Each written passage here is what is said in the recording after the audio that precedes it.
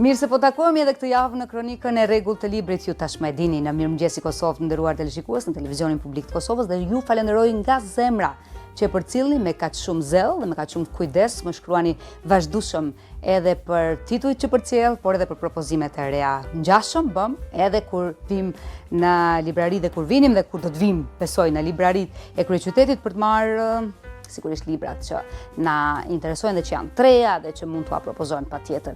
Biblioteka Kombëtare dhe Universitare e Kosovës është vëllimi i dytë i saj 2024, 8 dekada rrugtimi me plot sfida. Është libri që hap këtë kronikë këtë javë. Ja shihni, një libër voluminoz.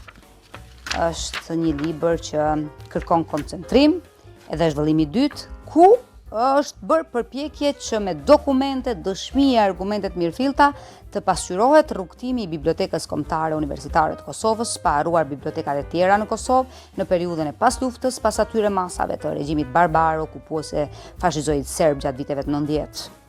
Fatkeqësisht duhet të konstatojmë se pasojat ishin jashtëzakonisht të rënda.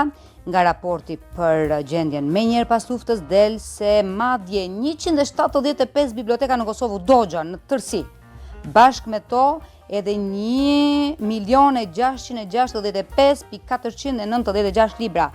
Jam me rregull, po më duket me numrin e librave që janë ndjekur. Ishin ndjekur 65 biblioteka publike. Imagjinoni.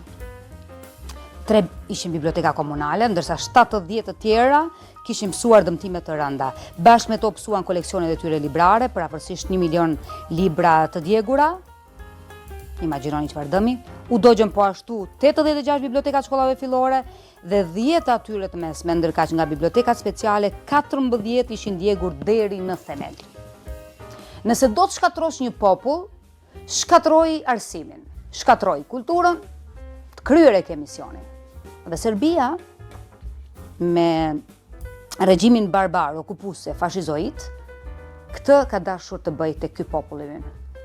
Të na i djegi të kaluarën, të na i shkrumoj librat e bibliotekat, edhe, por si gjithmonë okupatorët dihet se ku përfundojnë dhe ne jemi ndryshe tashmë, duke u rimëkëmbur, natyrisht kërkon kohë dhe vite shtetbërja edhe rimëkëmbja, nga ajo çfarë kemi përjetuar, duke se kemi vullnet pa shoq për të ecur përpara, dhe kjo është një gjë shumë e bukur. Gjithsesi, ky është një vëllim jashtëzakonisht serioz që dua t'ua propozoj sot, zonja dhe zotri. Kam në duar një prej enciklopedive në këtë kohë. Është Mehmet Gërguri, që lindi në 40-ën në Bardhin e Madh, në komunën e Fushë Kosovës, ka kryer shkollën normale 5 vjeçare në Prishtinë, si dhe ka përfunduar studimet për gjuhë dhe letërsi angleze. Pastaj ka bërë edhe studime të tjera, është zgjedhur drejtori i Bibliotekës Kombëtare dhe Universitare të Kosovës vite më përpara, por shihni, është një biografi e plot, e mbushur me shumë veprimtari që e karakterizojnë Gërgurin dhe që vjen në këtë vëllim shumë serioz, absolutisht po. Në vitet e 90-ta ai ka përkthyer në Akademinë e Shkencave dhe Arteve të Kosovës, Institutin Albanogjik në Prishtinë, ndërsa 2008-2017 për Institutin e Shkencave të Informacionit në Maribor, është përkthyes gjyqësor i licencuar nga Këshilli Gjyqësor i Kosovës, kështu që është një libër që ju propozoj ta lexoni patjetër dhe që ta keni në libraritë tuaja. Flasim për Bibliotekën Kombëtare dhe Universitare të Kosovës, 8 dekada rrugtim me plot sfida. Është vëllimi i dytë. Më shumë se një ëndër, Alban Hajrushi, një libër me poezi. Mirë bo, diku atje në det, frymëzohen poetët pa diskutim. Faleminderit, është me dedikim, faleminderit shumë. Alban, bukur për poezin, është thënë edhe për autorin që ka një dell të shkruari, për shembull Buzhala e vlerëson librin. Prend Buzhala është ai që ka dhënë vlerësim për librin. Vëllimi I parë poetik I Alban Hajrushit vjen me profilin e plotë të një të riu krijues.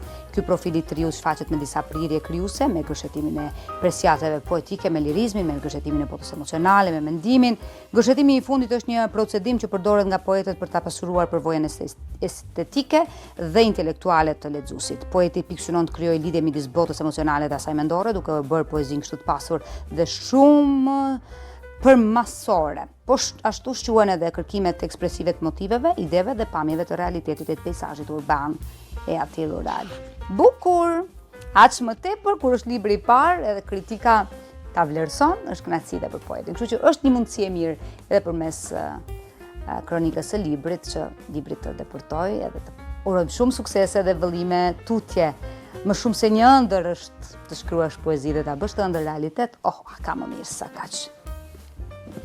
Kam 2 libra nga botimet e huaja, nga Gjakderdhja e Bunës deri në Tar është kufiri Malazezo Turk, nga doktor Viktor Dvorski, edhe e shfletojmë, kemi edhe një parathënie shumë serioze. Në fillim të librit, autori shkruajti kur slavët në perëndim të Gadishullit Ballkanik filluan të lidheshin më fort me njëri tjetrin. Flasim këtu për shekujt 6-10, hasën në një masë popullsisë vendase e cila përbëhej nga shumë fise, të cilat përgjithsisht I njohin me emrin e përbashkët Ilir.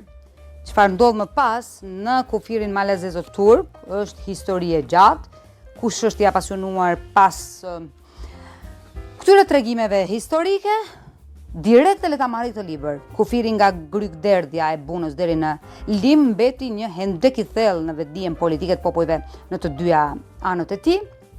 Megjithatë, pavarësisht sprovave të shumta gjatë shekullit 20, ky kufi arriti të ruhej.